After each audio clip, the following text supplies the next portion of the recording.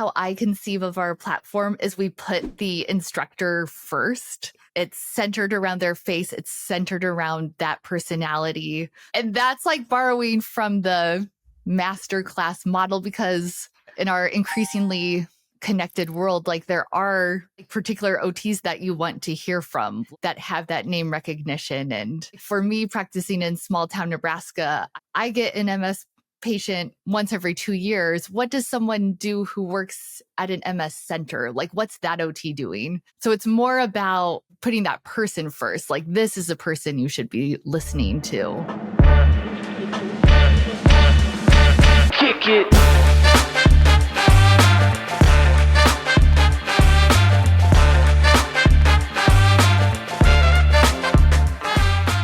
Welcome to Strata Stories. My name is Thomas Schreiber. I'm the Director of Marketing here at Strata PT. Strata PT is a single EMR platform and revenue cycle management service for physical, occupational, and speech therapy practices that helps you achieve a 99.99% reimbursement rate. On today's episode, Paul Singh, the CEO of Strata PT, talks with Sarah Lyon, who is an OT and the founder of OT Potential. OT Potential is a professional development platform whose mission is to help OTs from around the globe make a habit of regularly exploring new OT-related research. Paul and Sarah talk through building a healthcare media company, transitioning from clinical practice to community building, the importance of rewarding real-time research and individualized learning, the future of continuing education in occupational therapy, and lastly, the integration of AI and technology in healthcare. If you'd like to learn more about Strata PT and see how our EMR and RCM works, head over to stratapt.com to book a demo. Now, without further delay, here's today's episode. We provide continuing education for occupational therapists. We review new research with each of our courses, and then we bring on a guest to talk about that new research.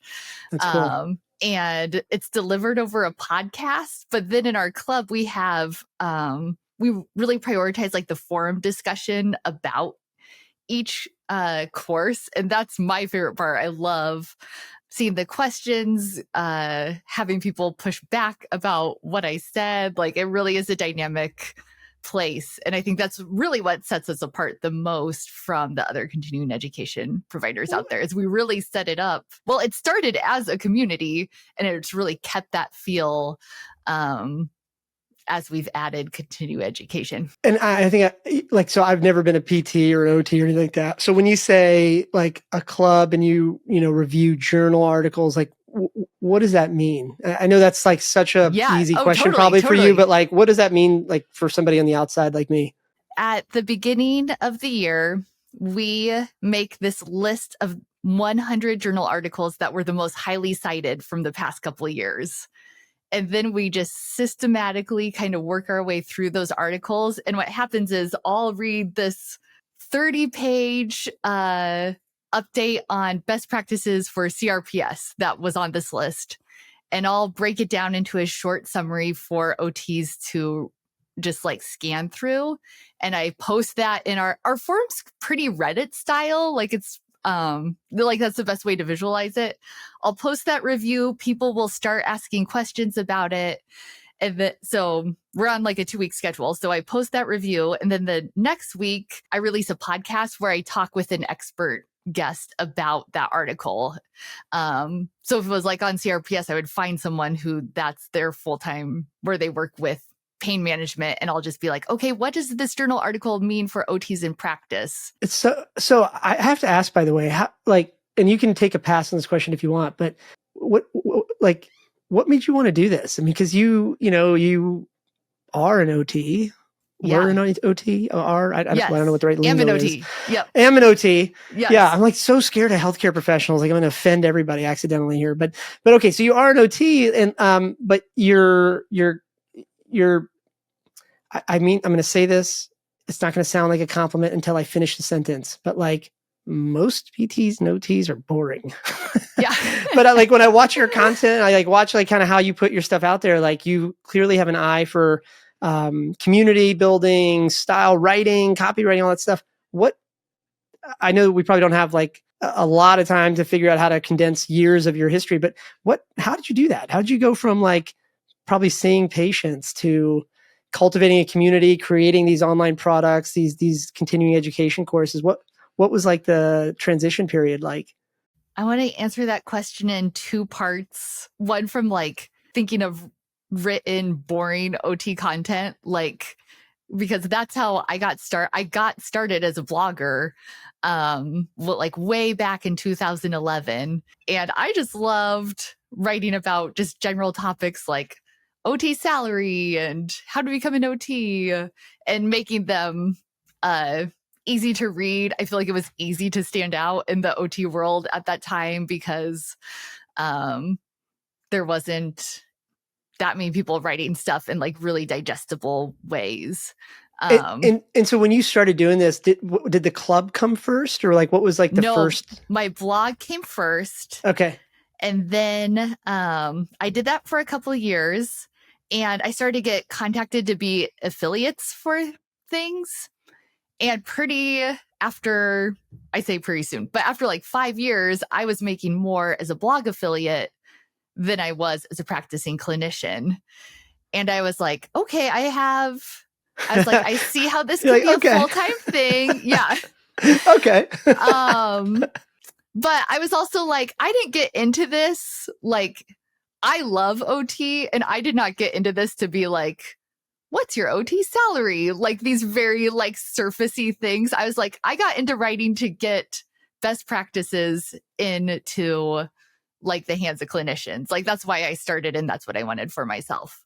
Yeah. So, since I had like a little money to start something, I was like, I'm going to start this club, this membership where I review new journal articles. I do that same like easy to digest style, and people can sign up and I'll put out a new review every week. And I started with, it just takes it's $25 only to join this discussion forum. And I was super surprised because lots of people signed up. And I did that for a couple years. And then I was like, people are spending so much time like engaging with this. They should get continuing education credit. Right. And then that's when I started to be like, I should package this as a CEU course. And at the same time, I was like earning my own continuing education. And I was watching this video, and it was an OT presenter who I love, who I know. And I was falling asleep. I was like, this format, just like, I know how great of a presenter this person is. This format just doesn't work. So that's why I launched our courses as a podcast, because it's so much more fun to have the back and forth, and you can get so much more nuance. Right. Well, out of curiosity, and again, so that's how we ended up in that weird like journal article review, then podcast. And it's a community plus continuing education, because it's just evolved. It's not like you started with like your plan. There wasn't like a master plan in 2011 No. So like out of curiosity, when you talk about like continuing education, how do you get qualified for that? Like what? This is for I know the that sounds like an OTs incredulous in the question. room. I had to be approved by the American Occupational Therapy Association. There's actually other ways. That's the easiest way to do it, is to become an approved provider.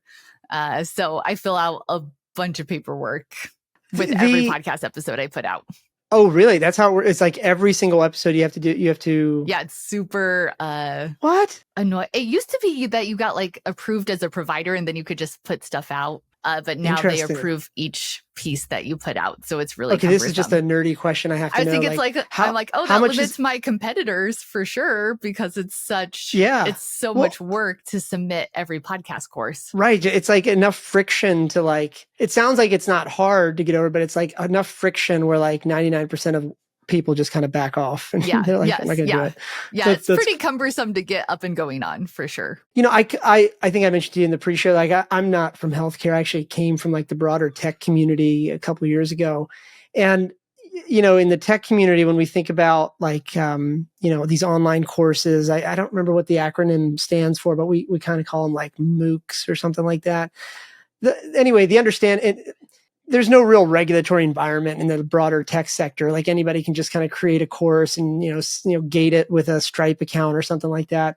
But I think one of the general consensus kind of understandings of that is that the completion rate is ultra low. It's like under 5% last time I looked at it. I'm guessing that's probably related to a lot of things, but one of those things being maybe that there is no regulating body that says, hey, this course is actually putting out relevant information and good. You can take a pass on this question if you want, but I'm curious. So like CEUs, every conference, I don't go to a lot of these conferences, but I check out the websites, and a lot of the conferences are like, oh, you can get a CEU for attending this or that or whatever. What do you think the future of it looks like? Like, I think you've kind of alluded to the way you think about it in terms of like how I would describe what you just said a few minutes ago is like, it's like equal parts good content and equal parts interestingness. That would be the way I would summarize what I think you said. But what do you think the future of it is? I mean, you've been doing this now over 10 years. Do you think it's like video? Is it, I don't know. What do you think of it? It's none of what we're currently doing. And if any PTs are listening to this and they see a path to this new reality, let me know. But where we are in the OT world is we're stuck in like, you get continuing education by doing a course. And what doctors have moved to is they can earn their continuing medical education by like real-time point of service, going on a site like UpToDate, and they put in a clinical question and they get like, here's the best practices about multiple sclerosis. Here's what you should be doing. And they get rewarded for real time looking up what they should be doing in their practice. It's not course based. It's based on, are you taking the time to research best practices at the point of service? So it's almost like gamifying it. Yeah, it's rewarding the work. It's rewarding the work that we're already doing, and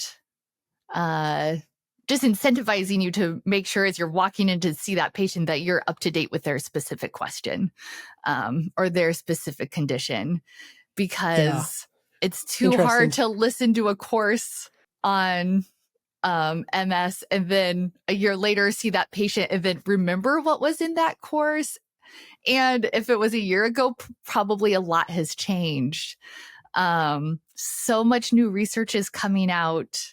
If you listen to something 2 years ago, you're behind. If you listen to something a year ago, you're behind. Right. So we need to figure out ways to reward people for the real-time searching that they're doing.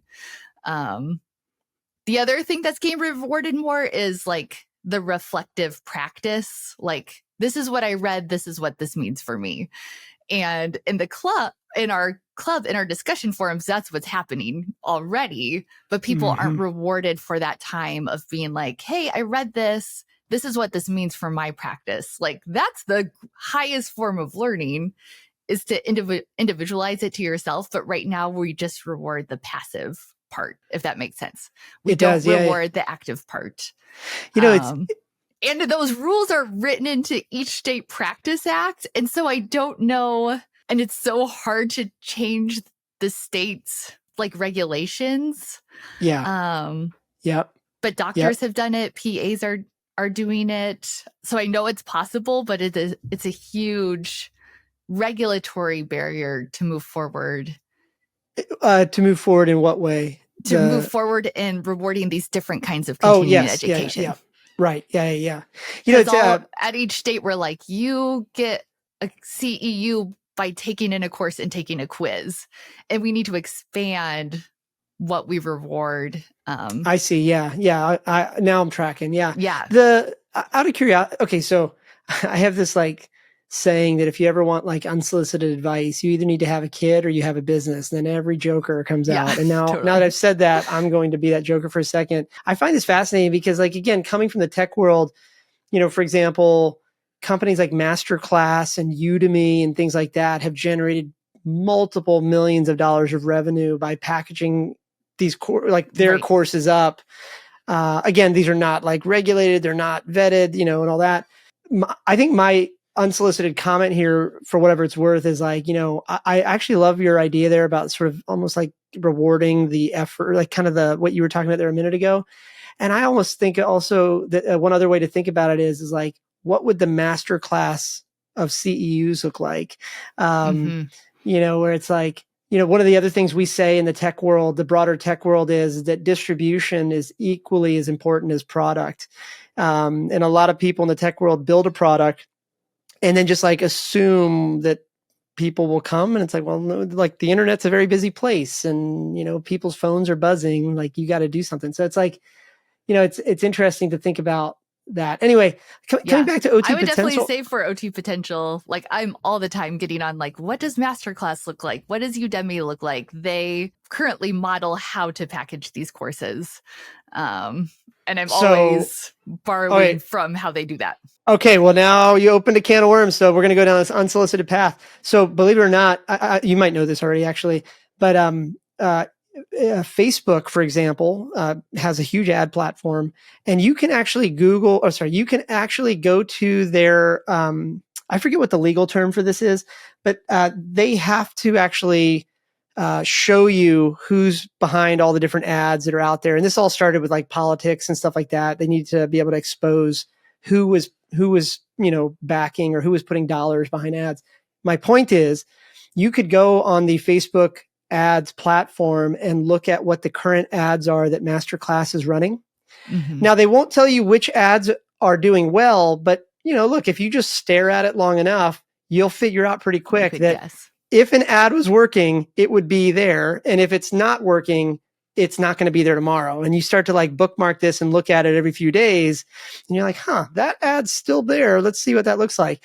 And I'm a nerd. I look at this stuff all the time for no good reason. But like, for example, just thinking about Masterclass, and I have no business relationship with them at all. But like the ads I see are for like Bob Iger's course from Disney. And so it's like, they're putting ad dollars behind that. Why? Well, it's clearly working. And it's a 30-second snippet of the broader course. So I don't know, when I think, you and I just met, but when I think about like the future of, your platform, for example, it's like, okay, how do we like bolt distribution on even more aggressively here? Because there are hundreds of thousands of OTs and aspirational OTs that are out there. Anyway, I know this is not why you came on the show. I'm not trying to all right. So you are interested can I in follow this. up on that before you go to your next? I think that's one of the benefits, or like how I conceive of our platform, is we put the instructor first. Yes. Like it's centered around their face. It's centered around that personality. You can see it on the website when you look at the courses. Like it's not you, and that's it's borrowing them. From the masterclass model, because in our increasingly connected world, like there are like particular OTs that you want to hear from, like that have that name recognition. And like for me, practicing in small town Nebraska, I was always like, I get an MS patient once every 2 years. What does someone do who works at an MS center? Like, what's that OT doing? So it's more about the person versus like putting that person first. Like, this is a person you should be listening to.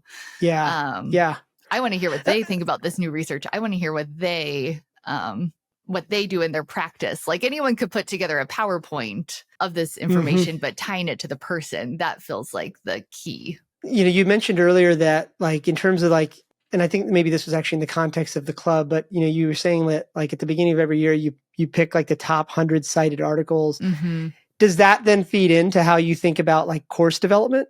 Or is it more ad hoc, like you just described? You saw an MS patient, you're like, what does that look like? Like, what does course development look like for you in terms of how do you decide what courses you're going to put out there in the next few months or years or whatever? Yeah, I would say 2/3 of it does come from this list, and this list has just been like remarkably helpful because it does capture the most important developments in research. Like for example, this year, there were like 6 articles on functional neurological disorder. I had never heard of that disorder, but it like there's so much more research coming out about it, and OTs are really involved in it. So it came up 6 times, and I was like, this is really important. Yep. And then I was able to find an OT in California that specializes in FND. So 2/3 of the time it really is guided by like what's happening in the research and what's changing about our practice. Yeah. And then 1/3 of the time is honestly lots of times like tech development. Like we're doing 2 AI episodes. There weren't any AI related journal articles yet because it's developing too quickly. Okay, kind of an awkward question. Like you've obviously built this thing and it's successful and it's doing really well. Why hasn't this? This is not a trick question. I'm just genuinely curious. Like, why didn't this exist before? Like you, that's not to say like you shouldn't be the one to build it, right? But I'm just kind of curious what your opinions are on this. Like why? Like it seems to me that one way or the other, you're on this sort of mission to. I don't know. Oh, okay. So I don't know why I'm filtering myself. My view as an outsider on healthcare is that for better or for worse, there is this asymmetry of information and, you know, and it exists in every industry to some extent, right? But if we think about what technology and what social media has done to almost every other industry, is that it sort of systematically breaks down this asymmetry of information so that eventually everybody's got access to the same thing. And just to set this up a little bit more, the example I always use is like, I grew up in a small town in Virginia, less than 8,000 people, dairy farming, that sort of thing at the time. And like, you know, in the 80s, unless your mom could drive you to the library, you better hope that there was some rich kid down the block that had the Encyclopedia Britannica. That was how you got access to information. Yes, yeah. and like, you know, that's why our teachers back then would be like, Paul, there's no dumb questions. If you're thinking it, everybody else is thinking it. Contrast that to 2024, where I absolutely think there are dumb questions because you got a phone in your hand and you could Google it. Yeah. So that's a really rough example of how like companies, even like Google, have leveled that asymmetry of information. And, you know, I stepped into like this healthcare industry stuff 2 years ago. And to me, I know there's a lot of well-meaning people. I know like obviously anybody that signs up for med school or PT school or OT, you know, you don't go into that thinking, gosh, I can't wait to get into debt with school and then dig my way out of it for 20 years. So obviously, you know, there's a lot of like of a why that people do this, but yet a lot of the content that is put out there still does have some gatekeeping to it. People use jargon. People don't talk like other humans and stuff like that. So anyway, I guess I'm just kind of curious, like, you know, why doesn't this exist? Like, why aren't more people doing this? Actually, let me ask you the question I want to ask. Okay. Yeah. Like, when are we going to see PT potential or speech potential or outpatient mental health potential? I'm making that up as plays on your name, right? Like, I'm not asking you to give away your playbook and all that stuff. I'm just saying, like, do you think those things will exist or will eventually exist, whether you do them or not? Like, do you see that as like kind of like the natural progression of things? I know that there's, I feel bad because I want to give them an explicit shout out. There is a speech equivalent, somewhat equivalent to what I do, where they really focus on breaking down new research. I will. You can't remember the name. That's yes, okay. It has SLP in it.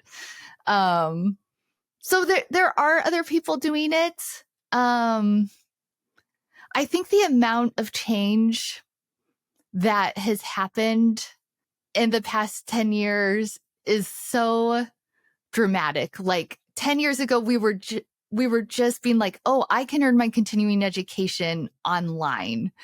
And you got all of these big, and that like was the birth of some big players in our continuing education industry, MedBridge, occupationaltherapy.com, physicaltherapy.com. And they could just like put out courses and people took them because they were the first to market in this online industry. And then the next wave is like me, where I'm like, I'm just a practitioner and I have different priority. Like I want to democratize this data for our patients too. Like I'm not just thinking about this as I'm thinking about like the bigger ecosystem. Like all of our courses are free on podcast platforms. Anyone can listen to us breaking down and discussing the best data. What you have to log in for is if you want to take a test and get a certificate and discuss it. But what's amazed me is like, we have patients that listen to our episode on autism. We have patients that listen to our episode on ADHD. Yep. And so like, we're trying to be a part of democratizing that data. The thing that is totally outside of my control is so much of the new research is still hidden behind paywalls. Right. By Yes. the journals themselves. Because it's their business that's model, a business right? model that's Yeah. worked for them Yeah. forever. Right. Um, Out of and- curiosity, do you see yourself as a media company? Is OT Potential a media company? Or how do you define it? When I think about myself, I wouldn't like put this, write this as like a description. I think of myself as a journalist. I think of going in, finding the most important thing that's coming out in research or developments in practice, and then making that accessible. Okay, so I want to admit something, because so I want to admit that selfishly, the reason I want to talk that I wanted you to come on the show is because like I have some half-baked ideas that I'm really curious about your opinion on that I'm going to throw at you here in a minute. And then whatever the opposite of selfish is, I also think it's super cool what you're doing, and I think more people should know about it. But like, okay, so here's this like half-baked idea that I've been thinking about for 3 years now, and I'm just going to like try to blurt it out, and I'm kind of curious how you think about it. And I genuinely, you and I don't know each other. It's the first time we've met, but genuinely, like the reason I wanted to reach out to you and get you on the show is because like, I don't know, I have this feeling you have some interesting views on this. Okay. So again, context, I don't come from this industry. And like when I think about media companies in the consumer space, right? Think about, for anybody listening, think about like the magazines at your local grocery store or the blogs you read or whatever. Essentially what the modern media business model is: put out a lot of content, use that content to build a relationship with consumers at scale, and then monetize it by renting access to third parties. That's the general way that works. The thing I find interesting about this particular industry, healthcare on the whole, and then by extension, even things like what you're doing with OT Potential, is that this industry is a little bit different in the sense that you have a incentive for every OT, and you know, with the other company that we can't remember the name of, like even with speech and all this other stuff, this particular industry, through this concept of CEUs, is incentivizing practitioners to invest in their ongoing training. And I know I'm not very articulated about this, but why I find this really interesting is that if media companies outside of healthcare have to monetize by renting to third-party affiliates and things like that, one of the interesting things about building a media company inside this industry is that you can actually have the choice to not have to actually rent that relationship to a third party. In other words, you can build a business model here that is a first party relationship with the, with the provider. So it's interesting. Like I have a feeling you're probably like, duh, Yeah. But this is very fascinating to me because this, as far as I know, this doesn't really exist in any other industry. Like if I build a cycling magazine or a cycling blog or whatever, the only way for me to monetize it probably is to just put Google AdSense on it or do affiliate marketing deals, co-registration deals, and all that stuff. But here, there's something more to it. Because cyclists don't have a state mandate saying you have to read 40 cycling articles. Exactly. Yeah. That's so this is the like differentiator. So okay, so now you're agreeing with me here. So now with my tech background, what we would say in the tech world is we would say software eats the world. And so like particularly over the last, I don't know, 5 years, what we've seen in the broader tech world is software companies buying up podcasts and buying up newsletters, because rather than rent that ad space to affiliates, the software companies like HubSpot are like, why don't we just buy it and then we'll just be the only advertiser on it, right? Where I'm going with this is like, I wonder if the opposite will eventually be true in the healthcare space. I actually wonder if, like, I'll just use your business as an example. I wonder if a company like OT Potential, given the incentives of this industry, I can't help but wonder if like eventually we're going to see a media company in the healthcare world begin to acquire software products and stuff like that. So this is like a half-baked idea, totally half-baked. I'm kind of curious if you have a gut reaction, and you can just say if you want, like, that's crazy, next question. But I'm curious if you have any thoughts there. Tell me who you see acquiring who. Like, I think, okay, so like OT potential acquiring, or I think, like yeah, a like I think in this bigger, I think in this context, I could see an OT potential buying somebody else in this industry, and not another media company, but rather, well, actually, let's just use the Kirkland's model. I don't know that Aurora, when I drove through there, had a Costco, but like, you're familiar with Costco, right? Okay, so like, I'm a nerd. My wife says I can't enjoy anything. I'm too much of a capitalist. I like walk into a store and I'm like, oh, why is that product up there and this one down here, right? So just for anybody listening that doesn't understand this, if you ever go to a Costco, what you'll notice is they have a house brand called Kirkland. And if you actually spend 2 seconds Googling Kirkland, you'll start to fall down this rabbit hole of learning about the most ruthless brand out there. yeah. These guys, what they'll do is like, what Costco will do is like, when they want to go build a new pair of pants, like the Kirkland pants or the Kirkland slippers or whatever, they don't say, gosh, let's fly to China and find a supplier and all that. No. What they do is they go to all the people that make the pants already or make the shoes already and say, would you like to be featured at Costco? And then they bring them in. They figure out which of those products sells the most. And then, this is legit, they just, because they don't want to be seen as copying, from a copyright rule and all that stuff. They then clone the highest selling product and add 1% betterness. And they actually define this of how to make it 1% better, label it the Kirkland's brand, kick out the competitor, and give that shelf space to themselves. Absolutely ruthless. And that's an example of like their model is so different than everybody else's. Like, pick any other grocery store or convenience store anybody knows. It's really like, hey, we'd like to put our product on your shelf. And then they say, okay, cool. It costs this much money to be on this shelf versus that shelf. But the reason why Costco is so profitable is because they almost like verticalize. So they not only own the shelves, but they when they see a product going off the shelf, they're like, let's make it better. And now we own that product and we own the entire margin on that product. Now, let me bring it back to OT potential as an example. Hypothetically, actually, I don't want to get you in trouble with anybody. Let's just say there was a site like OT Potential Yes. that noticed that a particular affiliate program or a particular course was working very well. Then if you were to hire like somebody from Kirkland's and say, gosh, what should I do? The advice this person would likely give this lookalike company like OT Potential, what they would say is, well, I think we need to stop renting that ad space to a third party, and we should build a first party version of this. Now, the caveat here is do you build it or do you actually go buy it? Yeah. Because in this particular macro environment where inflation's high and interest rates are high, it probably doesn't make sense because the cost of capital is high. But 4 years ago, when we were in a zero interest rate environment, go for it. You can just get loans on this stuff. The SBA will back it.